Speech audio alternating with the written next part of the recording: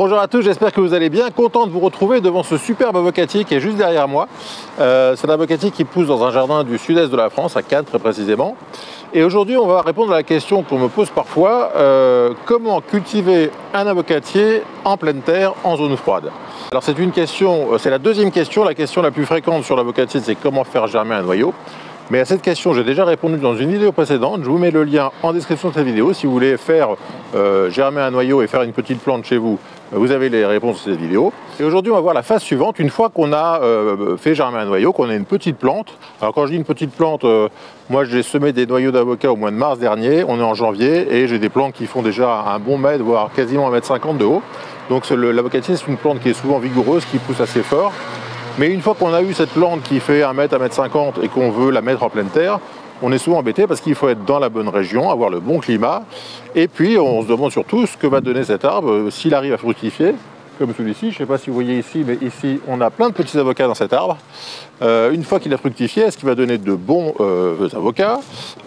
Quelles sont les conditions pour justement avoir de bons avocats et avoir un arbre qui se développe bien? C'est tout ça qu'on va voir aujourd'hui. Quelles sont les variétés à privilégier selon la zone où on habite?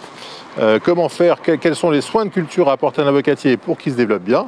C'est ce qu'on va tout de suite, c'est parti.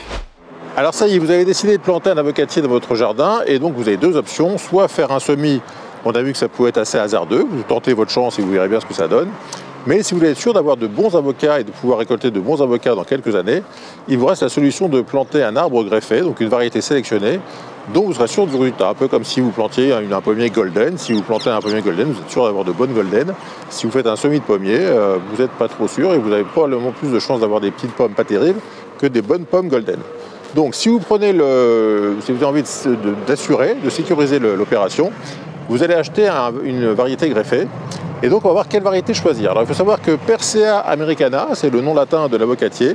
Il en existe 3 sous-espèces. Il y a une sous-espèce caribéenne des Antilles qui s'appelle Persea americana var americana et qui donne des fruits assez fermes qui ont une teneur en gras. Vous savez que l'avocat est un fruit très gras et donc la variété caribéenne a une teneur en gras très faible, ce qui fait qu'on a des fruits très pauvres en gras. Alors les Américains appellent ça les slimcados, les avocats régime, parce qu'ils ont une faible teneur en gras et que comme ils sont très fermes, on peut les couper et les mettre dans des salades. Donc c'est une variété qui n'est pas du tout résistante au gel et que donc je vous déconseille, si vous avez des variétés qui sont des variétés caribéennes, je vous déconseille de les mettre dans votre jardin parce qu'en France, en métropole en tout cas, ça ne fonctionnera pas. En revanche, si vous êtes aux Antilles, Guadeloupe, Martinique, Guyane, vous pouvez tout à fait planter ce genre de variété si vous aimez les avocats fermes. Deuxième sous-espèce, c'est la Persea americana var guatemalensis, qui comme son nom l'indique est une sous-espèce qui vient du Guatemala. Ce sont de très bons avocats qui sont faiblement résistants au gel. On peut aller jusqu'à -3 degrés. Et donc encore une fois, ce n'est pas forcément la meilleure solution pour des jardins en métropole. Dernière solution, la variété Dreamifolia, la sous-espèce Dreamifolia, ce sont les avocatiers du Mexique. Et ceux-là, certaines variétés du Mexique, sont résistants jusqu'à -7 degrés et c'est ce genre de variété ou alors des variétés hybrides d'avocatiers mexicains vous allez pouvoir planter chez vous pour avoir de bons avocats chez vous. Alors quelles sont les variétés les plus intéressantes? Il y en a des dizaines, mais aujourd'hui on peut citer la variété Mexicola qui est une variété qui résiste jusqu'à -7 degrés. Vous avez la variété Fuerte. Alors Fuerte, c'est une variété intéressante puisque c'était la variété principale avant l'arrivée de Hass. Avant 1924, enfin 1935, puisque Hass a été développé à partir de 1935. La variété que tout le monde cultivait dans le monde, c'était la variété Fuerte, parce que comme son nom l'indique, elle était très forte, elle était très résistante au froid, et donc on pouvait la cultiver un peu partout, et avoir de bons avocats avec cette variété Fuerte. Mais quand la variété Hass est arrivée, on s'est rendu compte que ses fruits étaient plus goûteux, qu'elle produisait beaucoup plus, parce que Fuerte produit des fruits principalement sur l'été, alors que Hass produit des fruits quasiment toute l'année, enfin en tout cas toute la saison de croissance. Les fruits sont plus goûteux, ils sont plus crémeux, donc évidemment l'arbre est plus résistant aux maladies. Donc la variété Hass a supplanté la variété Fuerte dans les années 30. Alors vous allez me dire pourquoi est-ce qu'on ne planterait pas une variété Hass dans notre jardin? Alors le problème de la variété Hass, c'est qu'elle est assez peu résistante à la chaleur, non pas au froid, elle peut résister jusqu'à -3, -4 degrés, mais en revanche elle supporte assez mal les gros coups de chaud. Et en France, on a régulièrement des 35, 40. Et ce sont des températures qui arrivent assez peu en zone tropicale, puisque l'arbre est un arbre tropical. Et la variété As a l'inconvénient de mal résister aux coups de chaud. Donc vous pouvez tenter de planter la variété As chez vous, mais si vous avez des étés à 35-40, il est probable que l'arbre va mal supporter et parfois mourir, puisque je pense à mon ami Maxime qui cultive des avocatiers, qui est un grand fan d'avocatiers, qui cultive la variété As dans son jardin de Mougins depuis des années, et il en est, je crois, sur la 4e ou 5e tentative de planter un arbre As, et régulièrement en été, l'arbre finit par sécher parce qu'il supporte très mal la sécheresse. Donc, quelle variété planter? Moi, je vous recommande pour avoir des arbres, des avocatiers qui résistent au froid en pleine terre dans une région favorable, je vous recommande la variété Fuerte, qui est donc l'ancienne variété Star, qui résiste jusqu'à -7, qui résiste à peu près aux fortes chaleurs, même si ce n'est pas le plus résistant. Il y a des variétés plus résistantes que ça aux fortes chaleurs, mais Fuerte, on va dire, c'est un bon compromis. Et donc voilà une variété que vous pouvez tout à fait planter dans votre jardin pour essayer d'avoir des avocats dans quelques années. Alors après, comment entretenir cet arbre une fois qu'on a planté cette variété? On voit ça tout de suite. Alors quelles sont les règles à respecter pour avoir un avocatier qui pousse aussi bien que celui-ci, pour avoir de beaux fruits comme ceci? D'abord évidemment vous devez avoir un climat plutôt favorable, plutôt du soleil. Planter l'arbre en plein soleil, c'est une espèce vraiment qui a besoin de soleil. Moi je connais des arbres ici qui sont plantés en exposition nord et qui ne fructifient pas du tout, même s'ils ont 20 à 30 ans sans soleil, il n'y a pas de fructification. Donc d'abord une bonne exposition. Ensuite un sol bien drainant, parce que les principaux problèmes de l'avocatier, c'est la pourriture des racines. C'est-à-dire que si vous êtes dans un sol qui est hydromorphe, un sol qui garde beaucoup l'eau, l'arbre va finir, les racines vont finir par pourrir et l'arbre va mourir. Moi j'ai eu le cas dans les semis que j'ai fait cette année. Il y en a certains que j'avais laissé un peu trop, vous savez, avec la soucoupe d'eau, parce qu'en été je me dis il fait très chaud, je vais leur donner de l'eau. Et là, c'est vraiment le truc à ne pas faire, c'est laisser les racines baigner dans l'eau. Donc un avocatier, il aime avoir de l'eau, mais il aime aussi que le sol se sèche un petit peu avant d'avoir à nouveau de l'eau. Donc si vous essayez de cultiver des avocatiers chez vous, arrosez comme il faut, mais attendez bien que le sol soit bien sec avant de arroser. Vous pouvez tout à fait attendre que les feuilles vous montrent un petit signe un peu de dessèchement. Alors pas évidemment pas qu'elles soient complètement fanées, mais attendre de voir les feuilles un petit peu vous dire qu'elles ont soif pour arroser, un peu comme vous le ferez pour des courges par exemple.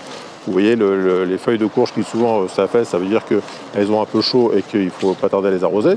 L'avocatier c'est pareil, vous attendez de voir que le feuillage vous fait un petit signe avant de le arroser, parce que le principal problème, encore une fois, c'est la pourriture des racines, et vous risquez d'avoir un arbre qui a l'air très bien, puis qui en quelques semaines va devenir noir, les feuilles vont noircir, la tige va noircir, et l'arbre va finir par mourir. Donc attention à l'arrosage, régulier, mais pas trop. C'est un arbre qui apprécie aussi les sols un petit peu acides, entre 6 et 6,5 de pH. Donc les sols alcalins comme on a ici, c'est pas l'idéal. Donc vous pouvez éventuellement penser à rajouter un peu de soufre, parce que le soufre, c'est que le soufre acidifie le sol. Et puis en plus, comme c'est un arbre qui craint les champignons, le soufre a des propriétés antifongiques. Donc un petit peu de soufre de temps en temps pour acidifier le sol si vous êtes un sol un peu trop alcalin. Et puis, si vous avez fait toutes ces conditions, vous avez de grandes chances d'avoir en quelques années un bel arbre plein de fruits. Autre élément important, l'avocatier est un arbre qui craint le vent, surtout les vents froids et importants. Donc si vous avez la possibilité de le planter contre un mur, exposé sud, ça sera parfait parce qu'il aura la chaleur, il aura la protection contre le vent. Vous voyez par exemple ici, si je regarde comment il est planté, on voit que juste derrière il a un mur. Et que donc, si des vents venaient de l'est, il serait bloqué par ce mur et par la maison qui est derrière. Donc cet arbre est bien à l'abri du vent et donc il n'y a aucun souci pour qu'il se développe bien. Autre chose, si vous voyez que l'arbre commence à avoir un petit souci, et souvent quand il a un petit souci, il perd ses feuilles. Si l'arbre perd ses feuilles, l'écorce va être souvent sensible au coup de soleil. Donc si vous voyez que votre arbre a un petit problème et a perdu ses feuilles, il est recommandé de passer un coup de lait de chaux sur l'écorce pour protéger l'écorce des coups de soleil. Mais disons que bon, si vous avez un arbre qui commence à perdre ses feuilles, c'est pas très bon signe. Mais bon, vous pouvez essayer de tenter de le sauver en passant un petit badigeon de lait de chaux. Alors, si vous avez choisi la bonne variété, si vous avez bien respecté toutes ces règles de culture, va venir un moment où vous allez enfin pouvoir récolter. Et il faut savoir que selon les variétés, les récoltes peuvent être à différents moments. Alors il y a des variétés comme celle-ci apparemment qui se récoltent plutôt en milieu d'hiver, fin d'hiver, et puis qui ensuite ça sera terminé, d'autres qui se récoltent plutôt en été. Et l'avocat a cette chose de particulier, c'est qu'il ne mûrit pas complètement sur l'arbre. Il faut commencer à le récolter. Alors quand on pense qu'il a atteint la bonne taille, qu'il a la bonne couleur, qu'on pense qu'il est à peu près arrivé à son niveau de maturité définitif, on va le récolter. Et alors une des choses qu'on peut faire, c'est voir s'il se décroche bien de l'arbre. Donc là, vous voyez, je pousse un tout petit peu, il se décroche. Ça veut dire que les fruits sont plutôt mûrs. Et il va devoir mûrir en dehors de l'arbre. C'est ce qu'on appelle un fruit climactérique. Et donc, c'est des fruits qui ont besoin de quelques jours au repos, une semaine, 10 jours, 15 jours, pour arriver à pleine maturité. Et donc, si vous récoltez des avocats et que vous voulez les faire mûrir un peu plus vite, je vous recommande de les mettre dans une coupe avec des bananes, des pommes ou des kiwis qui dégagent beaucoup d'éthylène. Et avec ce dégagement d'éthylène, la maturité va être accélérée. Alors, autre petite astuce pour la récolte des avocats, avant de récolter tout votre arbre, récoltez-en un ou deux, attendez une petite semaine, ouvrez-le et voyez si le tégument, c'est-à-dire la petite enveloppe qui entoure le noyau, commence à brunir. Parce que si vous voyez que votre noyau est entouré d'un tégument encore blanc, c'est que les fruits ne sont pas arrivés à maturité. Donc ne récoltez pas tout en disant, bon ça y est, mon arbre est plein de fruits, je récolte. Vous en prenez un ou deux, vous ouvrez, enfin vous laissez mûrir 8-10 jours au moins dans une coupe chez vous avec des pommes, avec des bananes, avec des kiwis, etc. Une fois que votre avocat est un peu souple, parce que là vous voyez il est assez dur et c'est normal, hein, quand vous récoltez un avocat et qu'il est dur, c'est tout à fait normal, mais 8-10 jours après, une fois qu'il a bien mûri dans votre coupe, il doit être un peu plus souple. Et quand vous l'ouvrez, vous devez vérifier que l'enveloppe autour du noyau est un peu brune. Et dans ce cas-là, ça veut dire que vous pouvez récolter les autres avocats qui sont tous à peu près mûrs. Donc voilà, il faut savoir aussi que c'est un fruit qui peut tout à fait rester plusieurs semaines, voire plusieurs mois sur l'arbre, alors qu'on pourra le récolter assez tôt. Donc vous pouvez tout à fait récolter les premiers, par exemple fin janvier, en manger quelques-uns, en donner à vos amis. Et puis attendre 15 jours, 3 semaines, en récolter d'autres et récolter, et puis attendre de nouveau. Donc on peut récolter sur janvier, février, mars, avril. À un moment donné, bon, quand ils vont vraiment être un peu trop à maturité, ils vont finir par tomber. Et donc le problème des avocats trop matures, trop mûrs, c'est qu'ils vont avoir des taches brunes, ils vont être filandreux. Donc là, c'est que vous aurez laissé passer la date. Mais vous pouvez tout à fait récolter sur une période assez longue, et donc avoir des avocats chez vous et pour vos amis, et pour tous les gens à qui vous voulez en donner, pendant une période assez longue. Et si vous cultivez différentes variétés, vous pouvez aussi avoir un étalement des récoltes pour en avoir toute la saison. Il faut savoir aussi, je n'en ai pas encore parlé, mais je vous le signale, que même si on vous dit que certaines variétés sont auto-fertiles, c'est toujours mieux de semer deux variétés compatibles l'une avec l'autre. Vous savez que chez les avocatiers, il y a un groupe A, un groupe B, selon que les fleurs mâles s'ouvrent le matin et les fleurs femelles s'ouvrent l'après-midi, ou inversement. Et si vous voulez avoir une forte production, vous avez tout intérêt à cultiver par exemple la variété Fuerte avec la variété As, donc groupe A, groupe B, pour avoir une pollinisation parfaite et donc un maximum de fruits sur les deux arbres.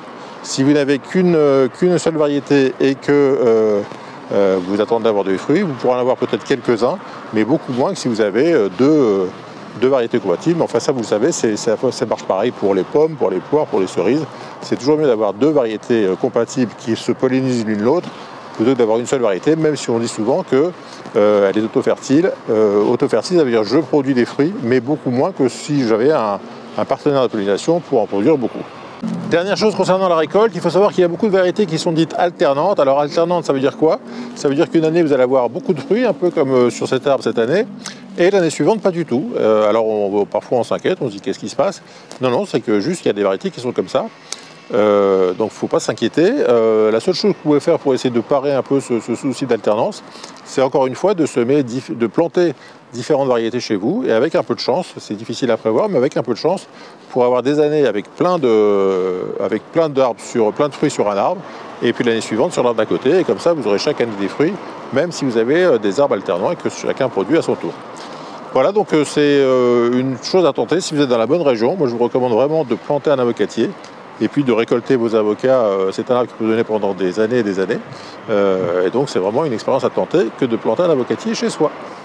Dernière chose avant de se quitter, si vous décidez de semer des noyaux, je vous déconseille de semer des noyaux de la variété As, parce qu'encore une fois, comme je l'ai expliqué, vous aurez des soucis de résistance à la chaleur principalement, et donc ça ne sera pas forcément une idée. En revanche, si vous êtes dans une région comme ici dans le sud-est de la France, où vous avez des avocatiers qui poussent près de chez vous, Vous pouvez tout à fait tenter de semer des noyaux d'avocats que vous récoltez, parce que si cet avocatier, ce noyau, a bien poussé ici, ça veut peut-être dire qu'il a une génétique qui est particulièrement résistante au climat local.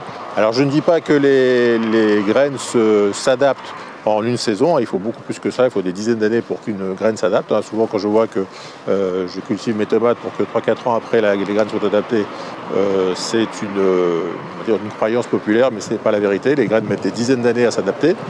Mais quitte à choisir un noyau à semer, essayez si vous trouvez des avocats dans votre région, de semer des noyaux de votre région. Moi, ces avocats, je vais les manger d'abord.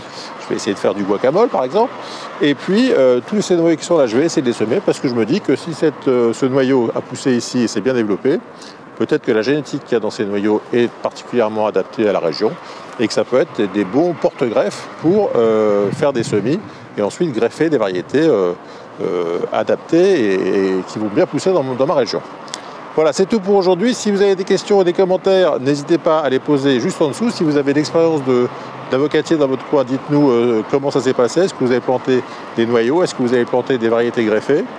Si vous cherchez comment vous procurer les variétés greffées dont je vous ai parlé dans cette vidéo, regardez en commentaire ou en description de la vidéo, j'essaierai de vous trouver un fournisseur pour vous fournir ces variétés. Je n'ai pas encore bien cherché, mais si je trouve quelqu'un, je vous mettrai ça en description de la vidéo ou en commentaire. Et puis, si vous n'êtes toujours pas abonné à la chaîne, je vous conseille de nous rejoindre très vite. Et on se retrouve très bientôt pour de nouvelles aventures. Bye bye!